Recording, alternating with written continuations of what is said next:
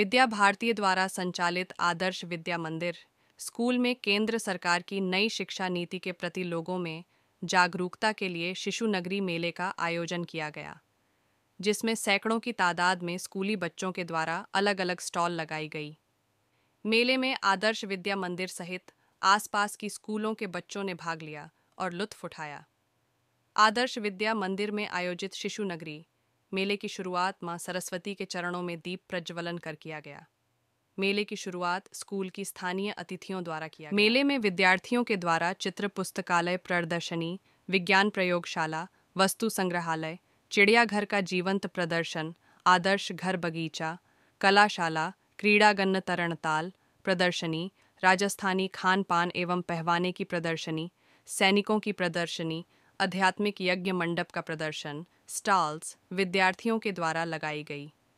मेले में बच्चों के लिए खाने पीने की स्टॉलें भी लगाई गई। वही सांस्कृतिक कार्यक्रम का आयोजन हुआ, जिसमें बालक बालिकाओं ने आकर्षक सांस्कृतिक कार्यक्रमों की प्रस्तुतियां दी। आज आदर्श विद्या मंदिर नोहर में शिशु नगरी और बाल मेला इस नाम से ये बच्चों का कार्यक्रम आयोजित किया गया है, जिसमें कक्षा LKG से लेकर कक्षा 2 तक जो पढ़ने वाले बच्चे हैं वो इसमें पार्टिसिपेट कर रहे हैं और देखने का काम सभी के लिए देख कोई भी सकता है। मूल रूप से इसमें जो छोटे बच्चों को सिखाने का जो तरीका है उसमें विद्या भारती में 12 व्यवस्थाएं हैं, शैक्षिक व्यवस्थाएं 12 भागों में उसको बांटा गया है। उन व्यवस्थाओं के माध्यम से उन बच्चों को ज्ञान कराया जाता है। जैसे आदर्श घर, अब आदर्श घर में आदर्श घर कैसा होना चाहिए, उसमें रसोई घर भी होगा, उसमें तुलसी का पौधा होगा, मंदिर भी उसमें होगा, अतिथि कक्ष भी है। तो ऐसे आदर्श घर की एक संकल्पना है और वो साकार रूप से उनको उसका दर्शन कराया जाता है।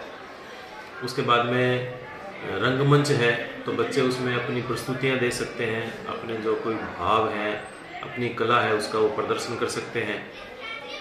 ऐसे ही प्रदर्शनी है, तो उसमें अलग अलग चीज़ों की प्रदर्शनी उसमें लगाई जाती है ताकि उन बच्चों को उससे संबंधित ज्ञान हो। जैसे फलों की प्रदर्शनी है, तो उसमें विभिन्न प्रकार के फल वास्तविक रूप से उनको दिखाए जाते हैं।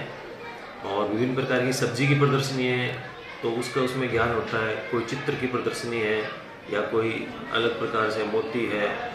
और उसके बाद में फिर कार्यशाला है।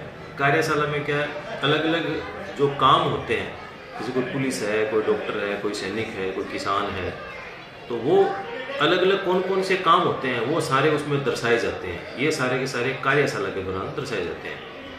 फिर इसी का एक भाग है कलाशाला, तो उसमें क्या क्या काम बच्चे करके कलात्मक रूप से करके वो अपनी प्रतिभा का प्रदर्शन करते हैं। कोई फूल की माला बना रहा है, कोई कागज़ की माला बना रहा है, कोई डमरू बना रहा है, कोई धागे से चित्रकारी कर रहा है। तो इस प्रकार से ये जो व्यवस्थाएं हैं, तरणताल है तो तैरने वाली वस्तु है, डूबने वाली वस्तु है, पानी में कौन से जलीय जीव रहते हैं, इन सब प्रकार की जो जानकारी है ये 12 व्यवस्थाओं के माध्यम से करवाई जाती है। तो विद्या भारती का ये अनूठा संकल्प है, ये संकल्पना है। और उसके माध्यम से मेले में जो अलग अलग कलाकृतियाँ बनाई गई है, क्या बच्चों के द्वारा बनाई गई है वो?